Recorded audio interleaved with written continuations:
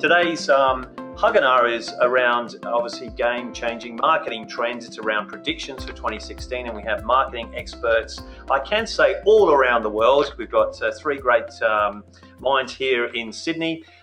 We also have Darren, who we'll meet shortly, coming to you from Melbourne. And Dan Tyre, of course, originally of Phoenix, Arizona, but he's moving all over the place. He's coming to us live from San Francisco today. Afternoon it is over there.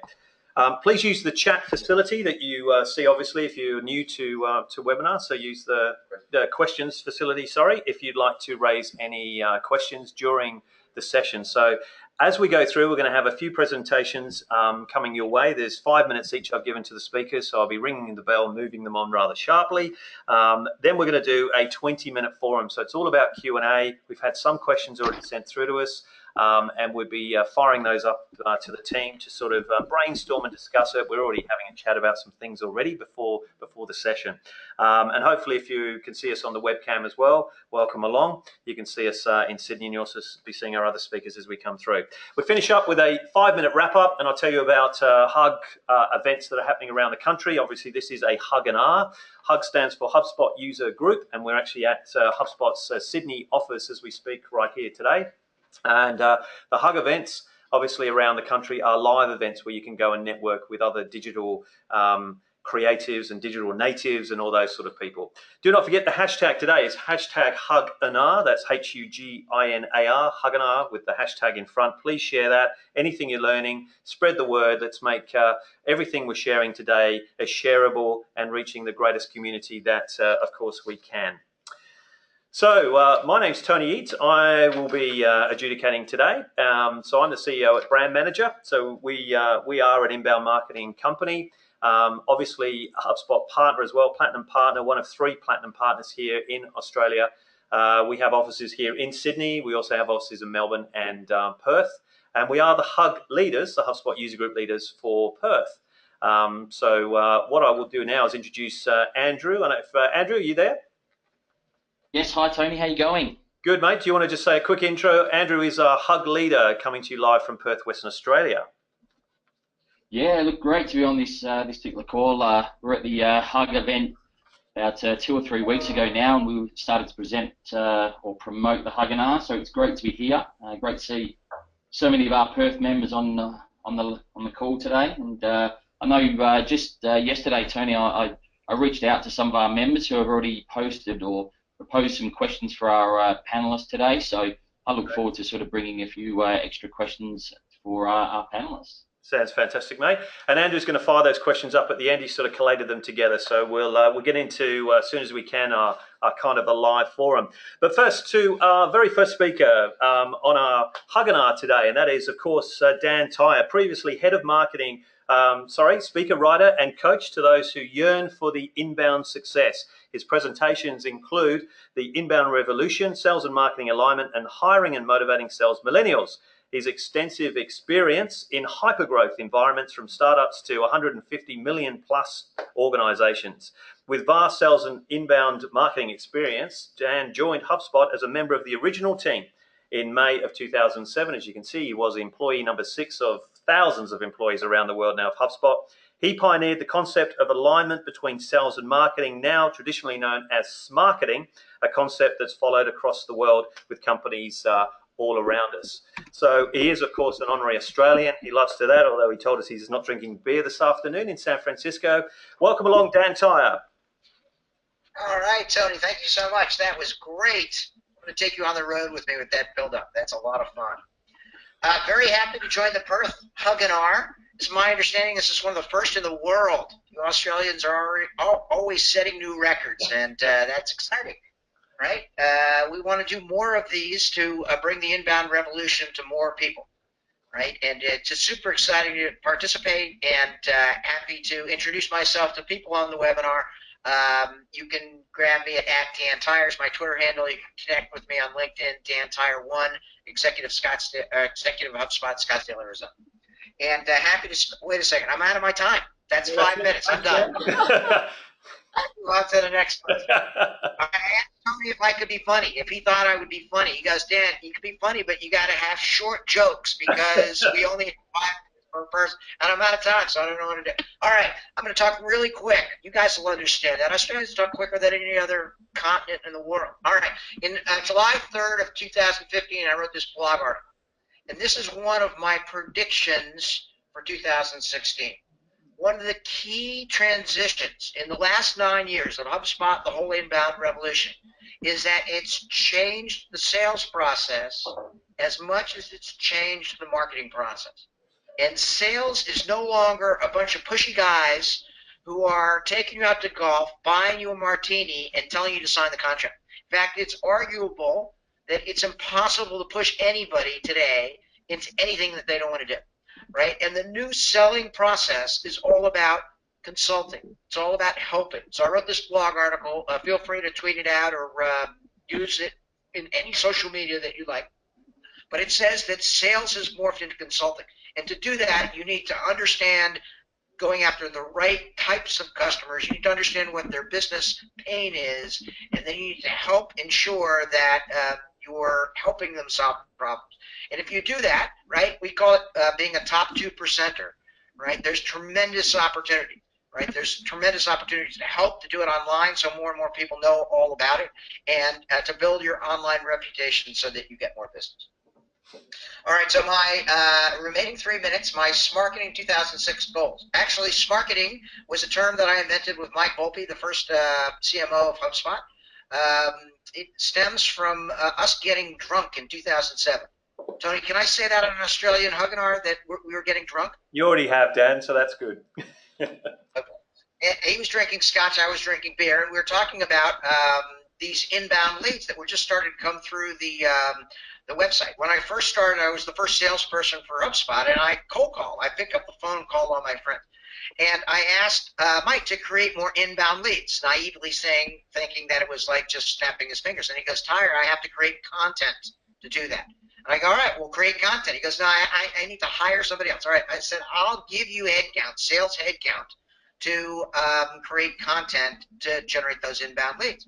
And he turned to me and he said, you would give me headcount to move from sales to marketing. I go, there is no question. People who are interested in your stuff, downloaded a form, have raised their hand, are much better prospects and will absolutely convert to prospect to clients more quickly, more efficiently.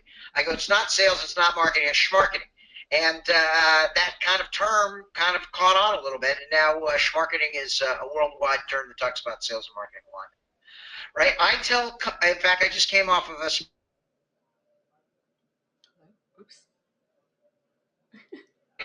I go, if you have more than 10 people in your sales organization, go back to your office, take the bottom 2 performing salespeople, fire them, give all the money to marketing.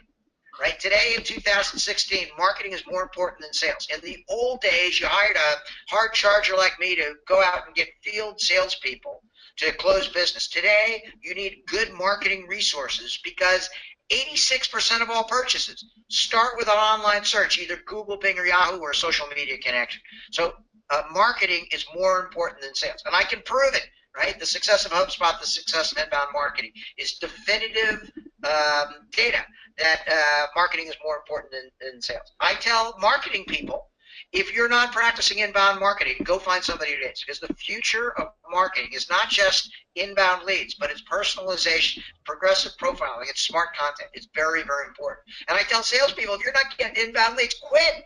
Are you kidding me? The HubSpot sales team sits on their can. They talk with people all day. We're interested in talking with them. Right? If you're cold calling, right? It's just not a good, effective way to generate new business. So the best way to practice that, the future of marketing, is all about inbound. And happy to share more of my experience and help with anybody on the webinar via the chat pane or question and answer.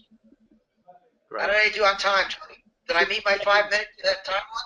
60 seconds, Dan. Woo! I love it. So I'm a fist bumper. I'm not a handshaker. And the whole inbound revolution is all about a data-driven approach to help people solve their problems. And in keeping with that, anything we can do to help any of the HubSpot partners, any of the HubSpot customers, any of the HubSpot prospects, and pretty much humanity as a whole, we're all in. It's the best way to have social responsibility and build a great company. Great. Thank you very much, Dan. It's a good job that we have got high-performing salespeople on this call and not the low-performing ones that are out of a job. Fantastic. Great presentation. Thank you for that. Next up, we have Darren Adams who's coming to you. So we're moving from the west coast of America now to Melbourne. Previously head of marketing operations at realestate.com.au, now head of digital at Whisper. Whisper specialises in the delivery of cloud-based automated communication flows over any channel to help businesses of all sizes create powerful conversations with employees and customers. Darren is passionate about bringing change to the world one business at a time by challenging the norm and creating fearlessness. Darren Adams, over to you. Your 5 minutes starts now. Wow, Tony, thank you very much. That was a great sort of intro. Dan, I love that statement about marketing overtaking sales. That's just fantastic. I've got a whole group of sales guys with pitchforks and fire outside my door at the moment, just trying to come in on that statement. But it's very, very true. Guys, good morning to everyone, and it's great to sort of be here with you. I'm going to take a slightly different tack. I'm going to talk about the implications of mobile marketing. And I know probably for a lot of you, mobile marketing is something you're kind of getting beaten over the head with a lot at the moment. But for me, and sort of talking to a lot of customers that we have, and that's sort of global enterprise all the way down to your sort of local flower shop, mobile is still taking a lot of businesses by surprise, and it's quite amazing. And I think a lot of marketers in particular will be surprised at the fact that businesses are still waking up to mobile.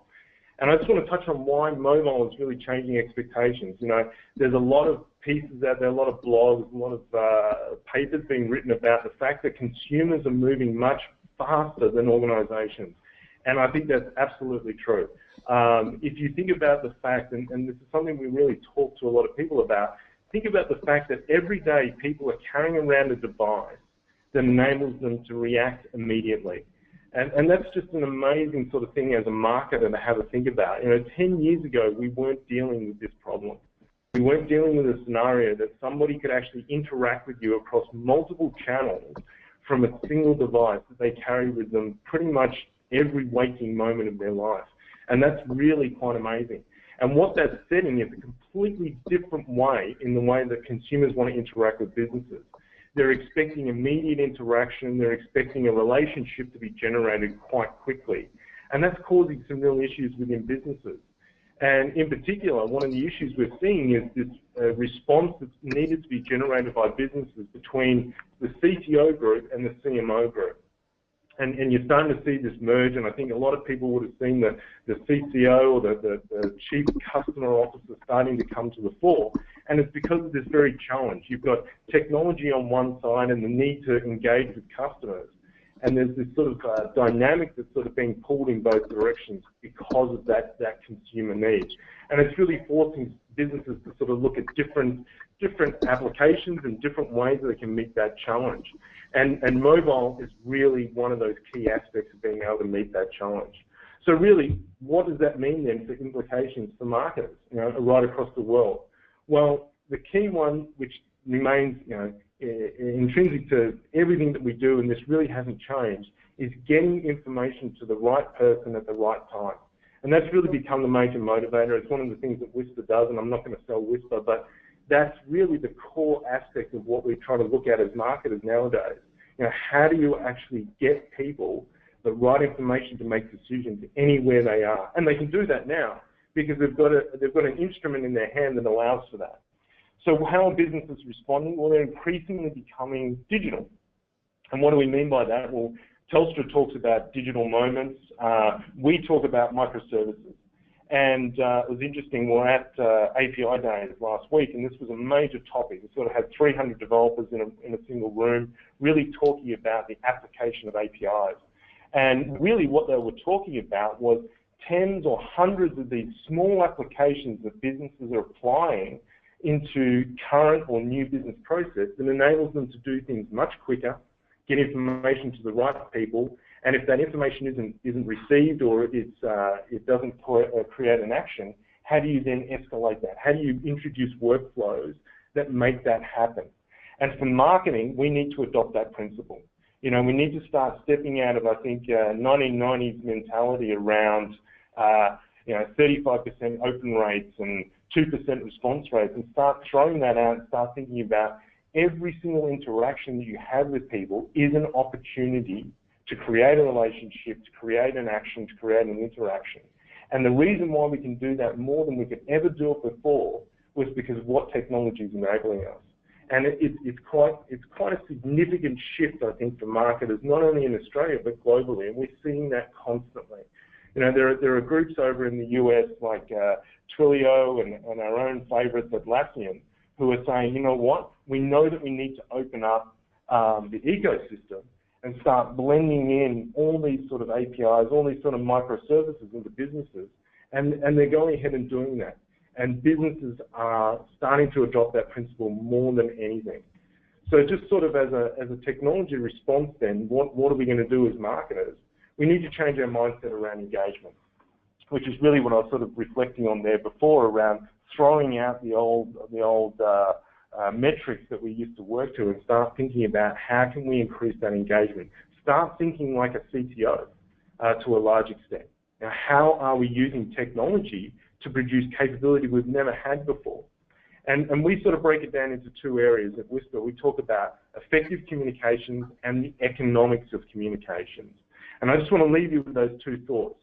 Effective communications for us now is about how do we make every interaction possible, every interaction a possible action on behalf of the consumer by talking to them in the most relevant channel that they want to talk to us in. We can't force people into, you only have to talk to us by email or phone or social media. They want to talk to us in every single scenario. So it's increasing that effectiveness by spreading your communication channels across multiple channels that we have available to us. And we know that that's the way that consumers are acting. On the economics of communication side, we're talking about how do you start adopting these small microservices into the way that you act every single day and using those to escalate the speed of your business. And that's quite incredible. I think, if you think about the businesses that we know that are starting to really gain traction, whether that be the likes of Slack or Atlassian or ServiceNow, etc., they are all adopting and introducing into organizations this concept of microservices. And it's the businesses that are sort of waking up to that and adopting those into their processes, which are really going to escalate. And we're seeing that now right across the board, from banking through to retail, through to, like I said, your local flower shop. And there is no doubt a revolution occurring at the moment. It's just how much we want to adopt it and the speed at which we want to move to. Brilliant. Thanks, Darren. That's fantastic. That's really set the scene. Just a quick mention, we're right on schedule, which is great, guys. So thank you very much for those first two presentations. Any questions you have for Darren around his subject matter we've just covered, and also Dan at the beginning with marketing, make sure you're using the questions tab so we can really collate the questions and get into a high-level discussion and forum afterwards. Incidentally, I was doing a talk this morning on micro moments, which is exactly what you're talking about. The brands today have to be in the moment because that's where your consumers are.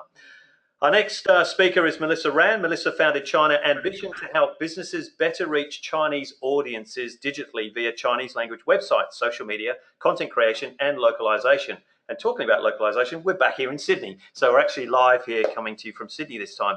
Melissa previously ran the Marketing in Asia Speaking series for the University of New South Wales. She's worked as an entrepreneur, evangelist, mentoring hundreds of Australian startups at UNSW's Innovations. Melissa, your 5 minutes starts now. Oh, gosh. Thank you, Tony, for that introduction. Okay, so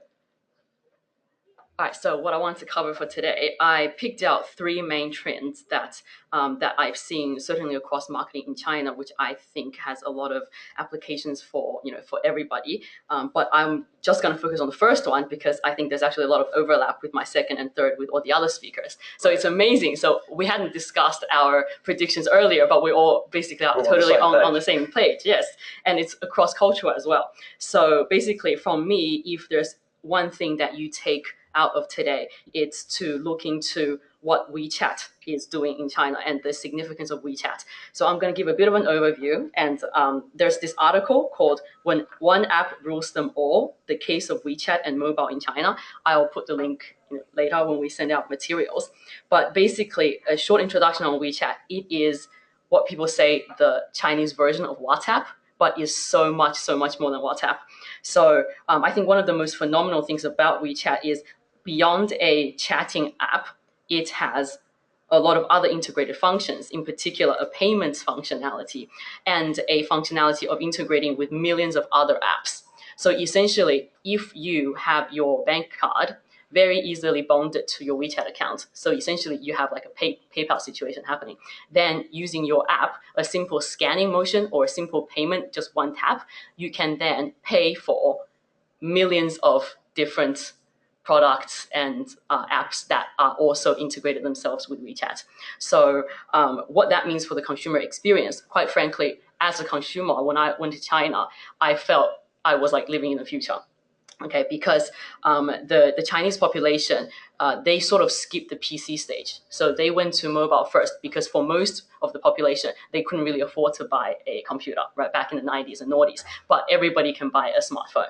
So now the consumer behavior, in my view, has gone mobile first. And I think that's really a kind of like a window into the future because, the West population, we're adopting mobile more and more. There's actually a research that came out by Nielsen last week to say 86% of Chinese people have used digital payment via mobile versus a global average of 43. So they are twice as likely. And yeah, so I certainly believe that's a trend. But what I think WeChat is really phenomenal with is enabling people to really buy at any moment in time. Okay, I mean, it's actually very dangerous for the consumer, but it's a marketer's dream. It literally is, I see something, someone posts something, oh my God, this is an awesome thing. Let me click it, one click, I bought it, I don't need to sign into my PayPal, putting my password. I don't need to whip out my credit card, okay, and putting the credit card numbers. It really drastically reduces friction. And so I think what this means for marketers is that, across the world, I really truly believe that we are going to spend a lot more time thinking about how do we reach customers on mobile phones, exactly as Darren just shared, because they have the mobile phone with them constantly, all the time. And so the implication really is approaching mobile marketing as its own thing, in the sense that people's behavior when they're shopping and they're viewing and they're interacting on the mobile is going to be different to when they're online. They're probably walking. So there are elements of, using audio, using multimedia. So taking into account that they could be anywhere at any time, and also connecting the mobile activities with your offline activity. Because very likely, if you have an offline event, they are at the event, they are with their phones. And so how are they sharing? How are they interacting? So so the online to offline trend as well, I think it's going to be quite significant. I don't know how I'm doing for time. You good? You still got 1 minute. Still got 1 minute. Any other slides? And so then I guess I'll also just briefly mention content. So yep. I believe content is king, and it'll be continued. And it is scary in that once everyone realizes that, there is definitely going to be, I guess, an explosion of content. But I feel like, I guess, Jocelyn would know a lot more, working in the media. There are some fundamental principles about getting people's attention. I think for businesses marketing yourself, either you create something that's going to make people feel really good. So it's going to entertain them, it's going to some warm-hearted story or inspire them, or it's something that's very useful to their specific thing. So like guides that are very thorough, and that's going to be more useful than other people's content. So I almost feel like when you create content, you have to feel excited by it. If you yourself don't feel excited, then just don't even waste time. Don't put a piece of blog out there just for the sake of it. So I think that's like my tip and approach for that. Brilliant. No, that's fantastic, and I 100% agree. I think we talked about content this morning at the event I was at that I was speaking at, about how Wilson, for example, used athletes and then actually brought real people in and combined it in their own marketing. So actually using your product within your own stuff and then regurgitating that and putting it back out makes interesting content so people can identify. Absolutely. So people got to think outside the square. We'll hold that because I'm sure there's going to be some discussion around innovative content, which brings us to our final speaker today before we get into our interactive forum, Jocelyn Abbey from Yahoo 7. Jocelyn has worked in the media and entertainment industry for over a decade, Currently responsible for leading the Yahoo 7 and Yahoo NZ audience acquisition and engagement strategy while maximising brand awareness, affinity and preference. Previously, Jocelyn launched Nova Entertainment's Red Room Live music platform to consumer and trade audiences, as well as working on releases for global music artists Drake, Mumford & Sons and Jessie J. Over to you. For your 5 minutes, here is Jocelyn Abbey. Fabulous, and thank you very much. It's great to be here. I really love the subjects that have been brought up already by our fabulous speakers. Really touching back on that CTO versus CMO and how those two streams of the business are brought together with technology. Mobile first, obviously, all of the products that we make at Yahoo 7 and indeed Yahoo globally need to be designed with a mobile first approach. We need to really develop our focus around the apps, and I'll touch base on all of this here. So trend number one, I really wanted to break this down into 3 specific trends that we could talk to. Mobile is no longer just the handset, it's absolutely moving into the Internet of Things. Basically, mobile used to be viewed as just the handset. Instead, it is now becoming a convergence of digital applications, of connectivity, and of appliances. So think the smart car, the smart house, wearables, all of those things that will revolutionise the data that can be collected from, such as the social networking. It is an incredible depth of data. So mobile apps collect the big data, and we can use that to create premium user journeys and customer experiences, optimizing meaningful brand engagements. As part of the Yahoo family, we have Flurry mobile apps analytics. They measured 3.2 trillion mobile app sessions last year in 2015. Now, in Australia specifically, we're looking at becoming 89% of smartphone penetration by 2018. So that's only a couple of years off. Australians spend 37 hours per month on their phones, and 90% of that, nearly 90%, is spent via apps. That depth of data and behaviour and consumer behaviour is incredible and should absolutely be tapped into to shape our marketing and shape our user experience from here on in. So apps in 2016 are less about the features. They're less about specific brand features and more about being an integral lifestyle extension for the person who is using them. They are a personal reflection of your values, personality, goals and needs. They should be absolutely integrating as much as possible so they really simplify people's lives for them. We can jump to second. So the second trend I'm going to talk to is hyper-personalization. So starting from that mobile-driven data capturing trend to moving on to how do you use that data? How does that data shape what you're doing with your hyper-personalization? So if 2015 was the year of big data, 2016 is the year of using that data to create meaningful experiences. With such a deep level of data being discovered about users and audiences, the consumer experience is absolutely the new king. Personalised CX is imperative for developing that deep, engaged relationship with the audiences. It's now become absolutely the user expectation. The race is on to see who creates the ultimate in personalised CX. You've heard all about the virtual assistant, Google Now, Cortana, Siri, and Facebook's M, all in development.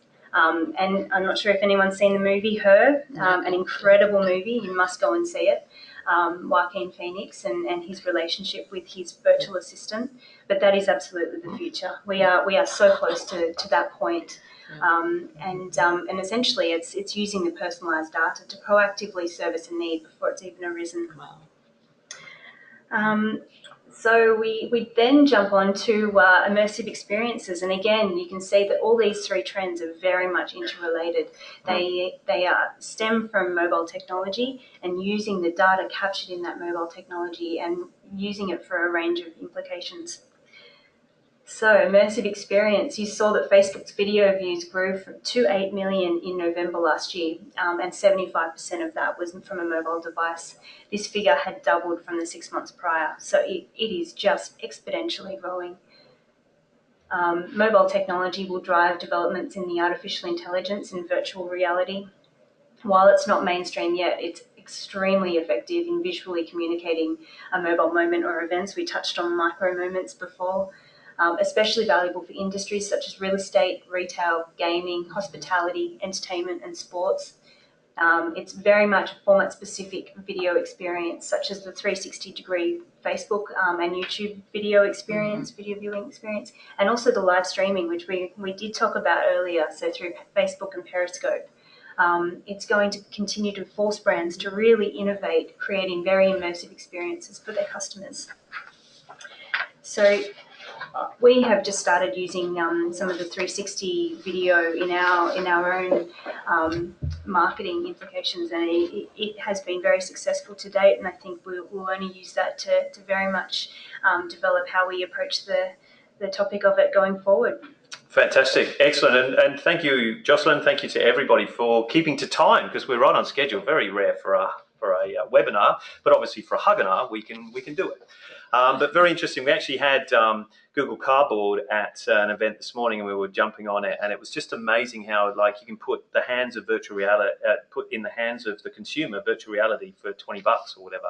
So certainly virtual reality. One thing I did had a slide up that said radio took 38 years to reach 50 million. They reckon virtual reality will take 18 months to reach. Not surprising at all. It's just amazing how technology is moving so fast, and we are certainly connecting with the consumer, which is fantastic. And it's absolutely about the behaviour as well. It's really training people to react differently to new technologies and change their behaviour, their standard behaviours.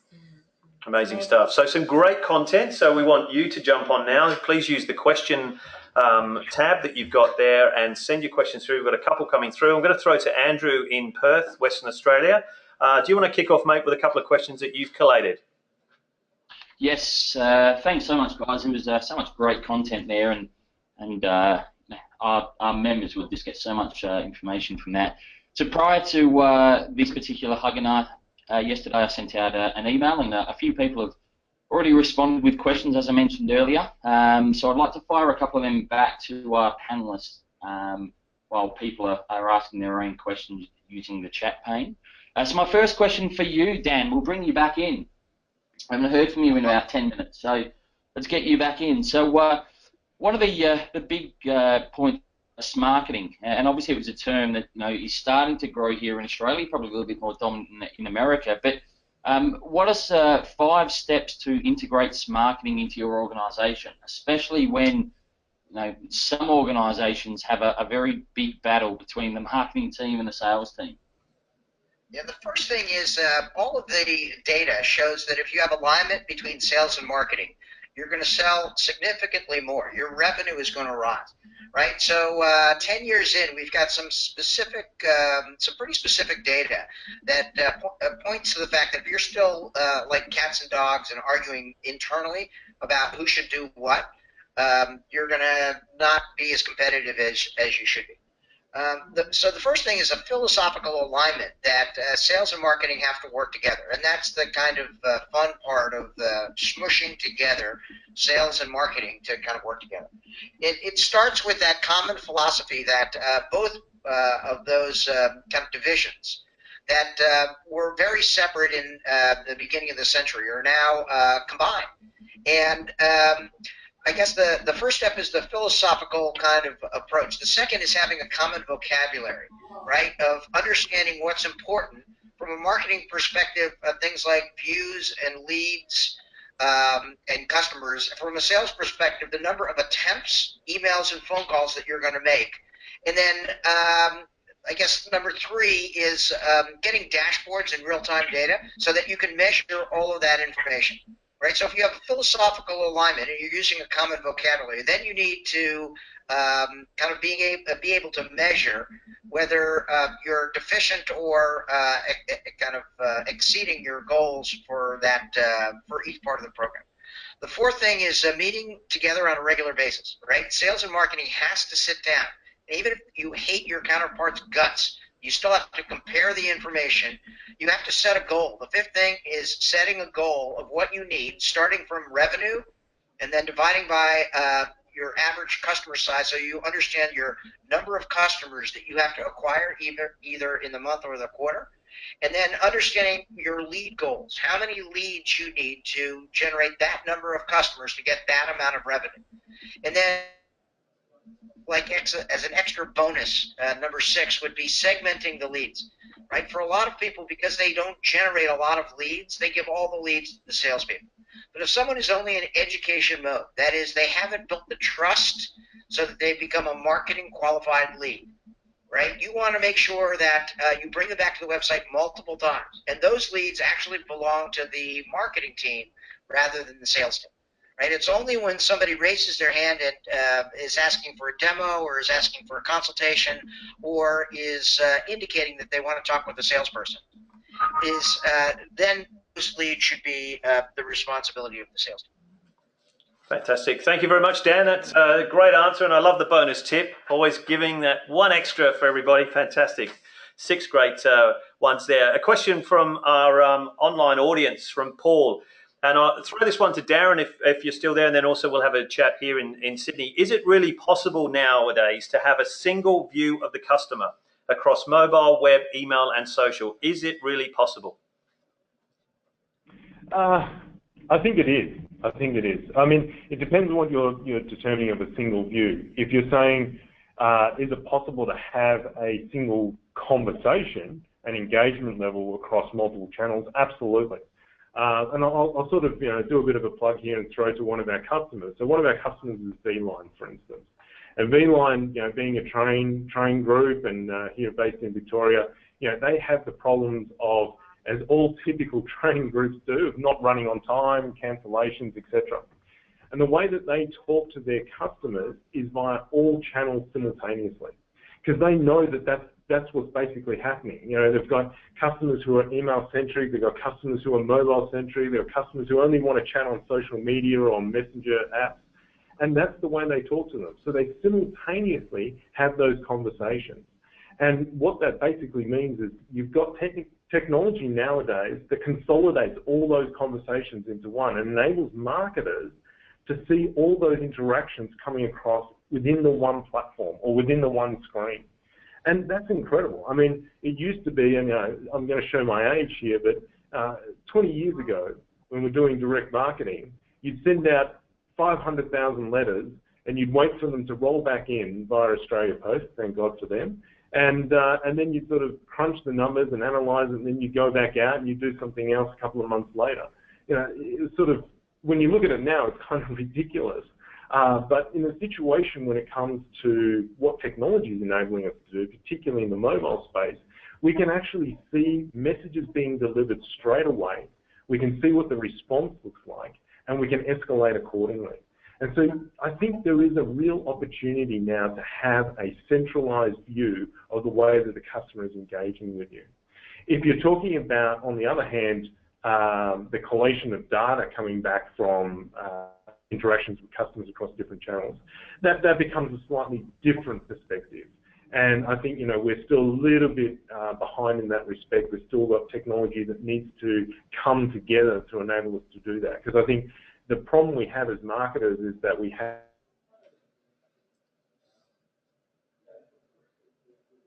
to bring all those various different elements together. But talking from a communications perspective specifically, absolutely. Absolutely, can you see how all those interactions are happening at the one time? And it's kind of scary to a certain degree as well, just the transparency that we do have in communications and interactions with customers. But that's the new world. Excellent. Thanks, Darren. I think it's important, and I want to throw it to the ladies here in Sydney as well, because if we don't have a single view of the customer, if we don't know where they sit in the buying channel or the buyer journey, how can we possibly communicate to them in real time if we don't know where they sit? So we surely need to have that data. Look, correct. We, in a perfect world, we would have full transparency on exactly who does what at what stage. It is definitely possible. I think we are at the stage now where by pixels and all the different automation tools that are at our fingertips that we can achieve that. We have a very unique relationship that we try and build with our our audiences, given we are a publisher. We look to creating content that keeps people coming back on a daily basis. So for us, a full engagement would be someone coming back more than 12 times a month. We strive to ensure that all of the user journeys and experiences that they embark on, whether they come through different traffic via social or by EEM, we really do try and ensure that we are keeping a track of our consumers, our audiences, and can really understand how valuable they are to us in a sense, and how to re-engage once they've dropped off, if they have indeed done that. Well, let's move the subject onto content, because we did touch upon it through the presentation, and there's the talk about the word that's coming out now is content shock, that people are getting content overload. I mean, how many blog posts can you consume in one day? You should be checking your social media channels. A question here from Peter: content is king. However, what is the cost-benefit equation, and how can you best measure this? Darren looking at me. Yeah. I want to hear what you have. One of your say. slides was content is king. Yeah, that's right. Yeah, so I'll answer. And we're going to explore a little bit about how can we make content more engaging, but that's right. what's the cost-benefit equation of actually putting content out there? I mean, that's, I think it's very much linked to that, how do you measure this? So I think there are some marketing-based measures. So, if it's, measurable, the views and the shares and things like.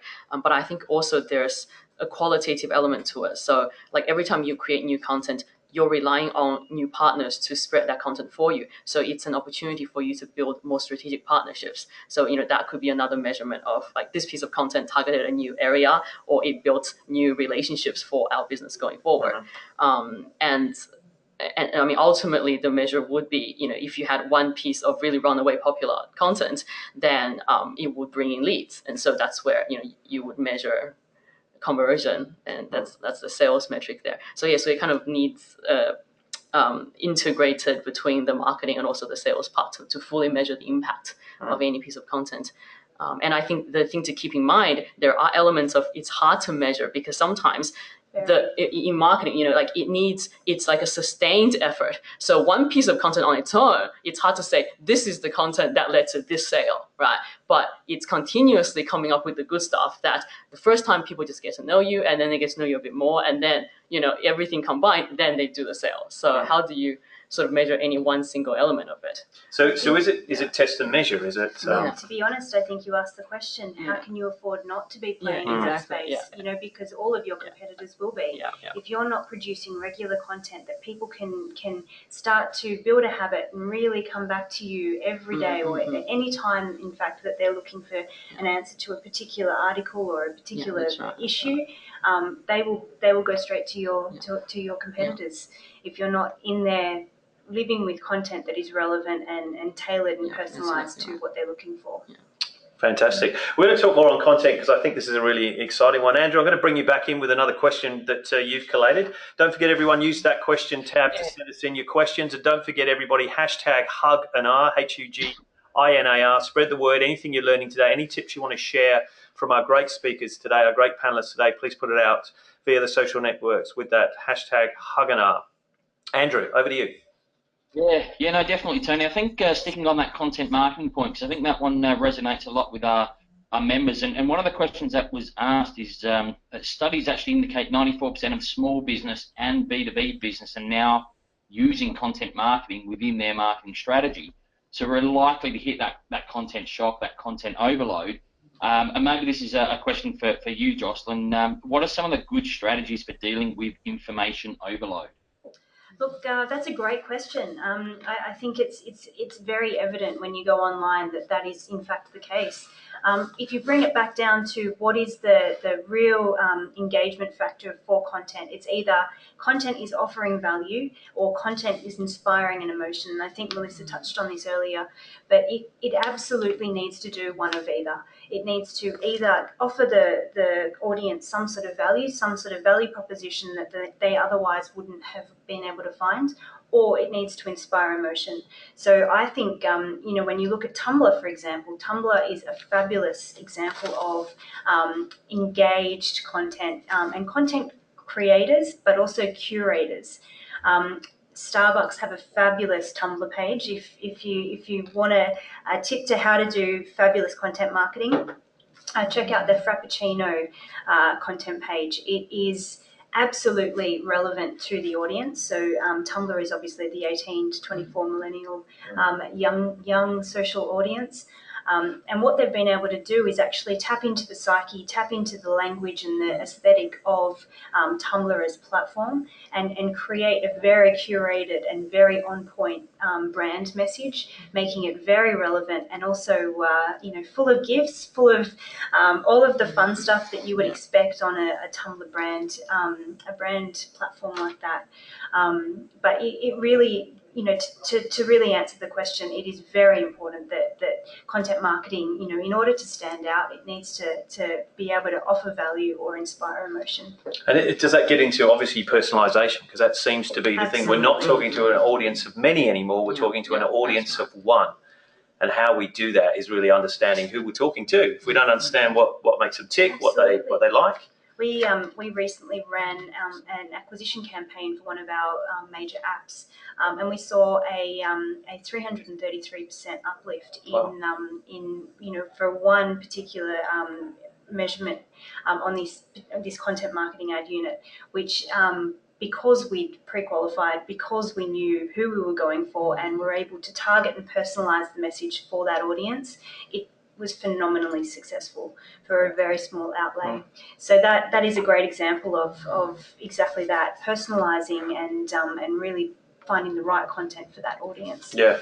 Well, obviously one platform that does it very well is Hubspot, which is behind us for the HUGinar. Dan, I just want to bring you back in and just ask you, obviously from the States and very much involved in what's happening around, content marketing, which really drives Hubspot and, in fact, inbound marketing. What are some of the cut-through content methods that you're finding? I mean, is it around making the content more interactive? Are we moving away from the worded content, the blog post, and into something a little bit more different, innovative, interactive? No, I think your blog is always going to be a important component, because that's how you attract qualified buyers, right? Until Google, Bing, and Yahoo change the way they adjust, your blog content is going to create those inbound links, which are critically important for you to get the qualified buyers to your website that you create. I think that one of the reasons it's a great time to be a marketer is that you've seen the acceleration of salaries in the technical area, because a coder can code once and then can use multiple times. And I challenge you a lot when I define a modern marketer. A modern marketer can create a good piece of content, let's say one per month, and they can take that content and they can stretch it over 3 blog articles, and then they can combine it into an ebook, and then they can have somebody read it into a podcast, and then you can do it into a video, and then you can push that out through social media, social networking, and social bookmark. So in 2016, a modern marketer is going to take content and put it out through lots of different elements, lots of different channels, and they're going to measure everything. The conversation earlier about how you measure content is critically important, and the reason why CMOs have a seat at the table is if you could take that content and you could show the number of leads that's generated, and the number of customers that have been generated by those leads, and the amount of revenue that's generated by those customers and leads, you have a huge competitive advantage. Right? That's why someone will give you $400,000, because you've shown that you could create $1.2 million worth of revenue. And that's an equation any senior manager would value and would participate in. So the ability to take a piece of content and use it in all those different kind of areas is what we see in the United States is the growth of content, the growth of inbound marketing, and plays right into the hands of CMOs who are asking for more resources, asking for more budget. Fantastic. Thanks, Dan. That's great. And 100% agree. The blog is still there. People still want to read stuff. But Darren, if I can bring you back in from Melbourne, smartphone users, they say this year I think we're up to around 2 billion smartphone users. So obviously it's a growing trend or a growing use. Everyone's got smartphone devices we've talked about. What content works for the smartphone user? It's sort of an interesting thing. I mean, I think, content can almost be a HUGinar in itself. Because there's so much to sort of talk about here. I think the problem I see, I'm sort of going to divert and come back. So the problem I see with marketers in general is they feel this need to produce content. And it's sort of, it's almost content for the generation of content's sake. And I think for a lot of circumstances, we've got to think about what are you actually trying to portray about your business? What are you trying to actually, how are you trying to engage with your customers and drive them along the journey that you know that they go with you, and then construct your content accordingly. And I think that's where there's sort of a delineation occurring between the organizations that are producing really great content and those that are just producing content because they feel the need to do so. I think there was an interesting article last year about a betting company in the US who sacked their marketing team and went out and hired, I think it was a team of 5 or 6 journalists. And the whole purpose was that they were going to generate massive amount of content around sleeping and beds and what have you. And it became such a big thing that it sort of ended up in the New York Times. There was a lot of commentary around it because there was this sense that businesses are starting to produce content for content's sake. So, you know, from my perspective, there's probably 2 aspects to it. One is thinking about the thought leadership that you want to portray in your specific industry and using content as a means to actually stimulate thought and ideas in the people that you're wanting to talk to. And then secondly, very much to Dan's point, is thinking about the layers in which you break that content down to actually drive people through the funnel or customer journey, however you want to define it, because it is starting to think about the way that you're engaging. And that brings me to mobile. So mobile, you know, if you know what people are searching on, if you know the way that they're starting to interact with you, which we can do now because we know what messages they're accessing, we know what landing pages they're getting to, etc., you can customize your content to push them along that journey and then offer up further content, whether it be suggested posts or coming back to them via other channels to actually continue that journey along. Because, you know, I think we need to think about the fact that every time you interact with a customer, it is an opportunity to sell. So how are you continuing to educate them? How are you continuing to bring them along?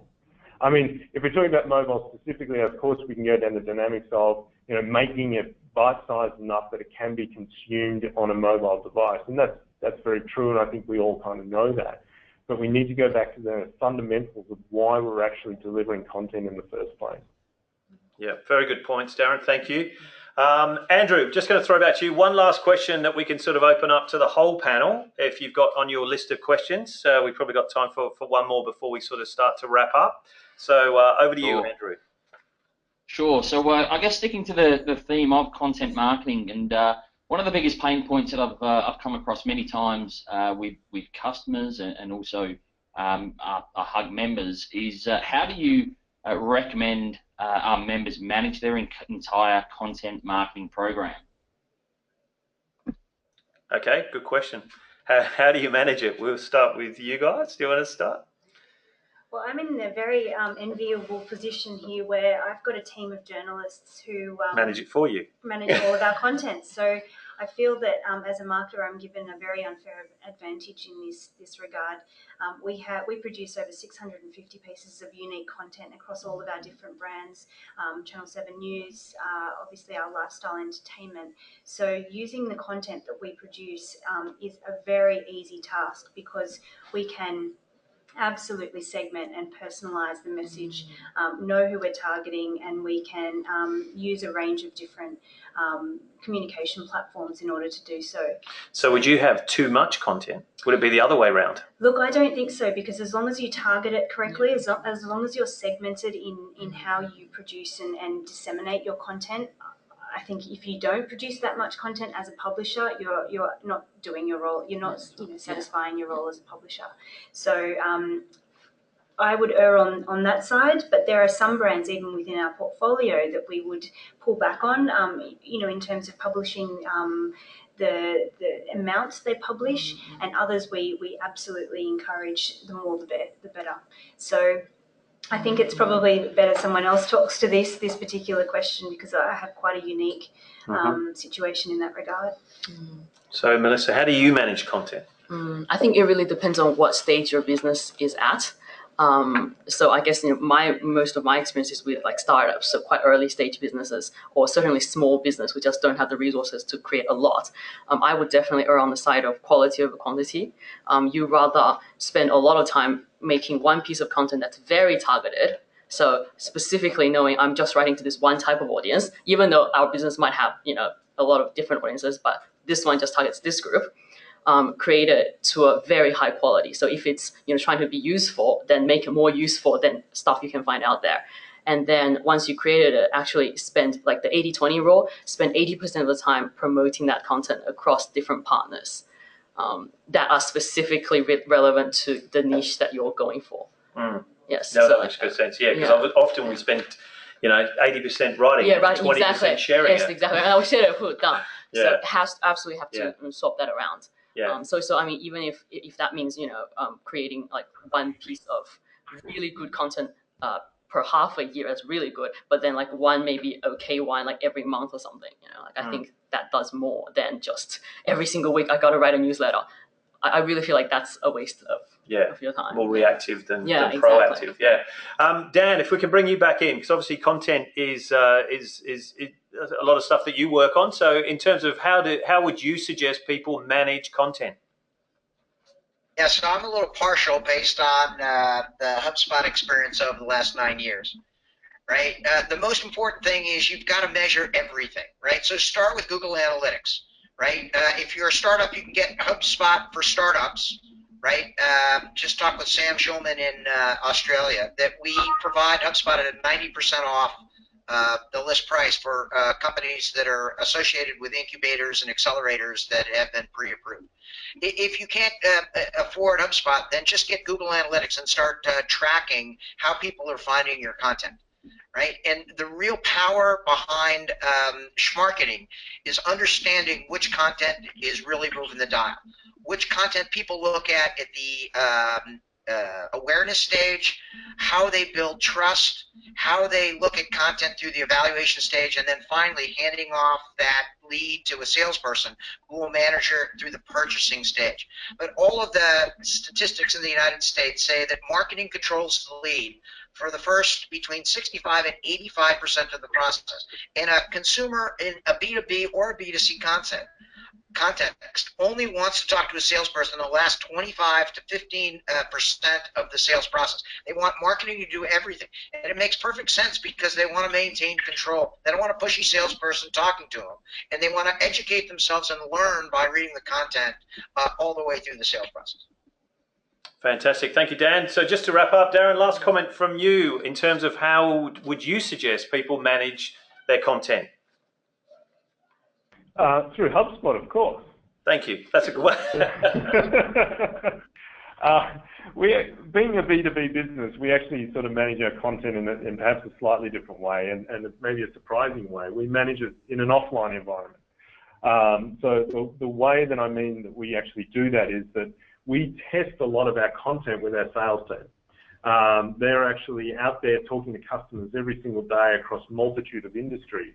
And so we obviously have a perspective in the marketing team around the type of subjects that we want to touch on. We know how to get the message out there at scale. But it's through those intimate relationships that are generated through our sales team where we actually come up with a lot of the topics that we start to generate in our various different content pieces. And we constantly refine based on the immediate response we receive in that sort of sales meeting. So we use that to a large extent, and it's been very, very successful for us because we've been able to take white papers and sort of very broad narratives and distill it down into very specific areas that we know that our customers are looking for. And that has meant that we can take a sort of a 13-page piece and distill it into probably 10 or 12 articles generated off the back of that. And so, to Dan's point before, you're sort of generating one piece and then using it, a multitude of times over and over again, catering to different markets, catering to different needs. But that offline environment gives us a lot of power to actually create more and more content. Brilliant. Perfect way to end, because it is all about, I think one of the trends this year is having an omni-channel brand. So why not multi-purpose your content so it goes across multiple different channels rather than writing for individually each one. That's been a great forum, everybody. I just wanted to wrap up because we are unfortunately out of time. Before I thank our speakers and presenters today, I just wanted to let everybody know about the current hugs that are happening around the country. So our next hug is actually happening in Melbourne, which is tomorrow. So if you're heading to Melbourne, you better get on a plane. But obviously, Darren, you know where you'll be tomorrow, Thursday, March the 10th, 6 p.m. to 8 p.m. Details on your screen there.